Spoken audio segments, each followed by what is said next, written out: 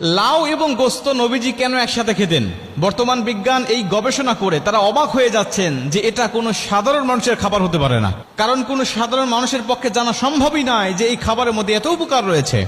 এখন তো কোরবানির সময় চলছে, আমাদের প্রায় প্রতিটা ঘরেই কিন্তু কম বেশি গোস্ত রয়েছে।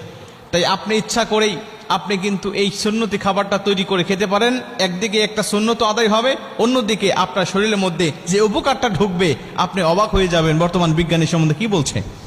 নবীজি সাল্লাল্লাহু আলাইহি ওয়াসাল্লাম তার খাবারের পছন্দের তালিকায় যত খাবার ছিল তার মধ্যে অন্যতম হলো লাউ। আর এই লাউ এবং গোস্ত নবীজি একসাথে খেতেন। ইবনে মাজাহ শরীফের 3303 নম্বর হাদিস, ইবনে মাজাহ শরীফের 3302 নম্বর হাদিস, আল্লাহ রাসূল সাল্লাল্লাহু আলাইহি ওয়াসাল্লাম বলেন তিনি লাউ খেতে খুবই পছন্দ করতেন। ইবনে মাজাহ শরীফের 3303 নম্বর হাদিসের মধ্যে আসছে, আনাস রাদিয়াল্লাহু তাআলা আনহুকে তার মা উম্মে সুলাইম এক টুকরি খেজুর দিলেন, কাঁচা খেজুর। বলছে এটা নবীজির দরবারে নিয়ে চলে যাও, নবীজিকে এটা হাদিয়া হিসাবে দিয়ে আসো।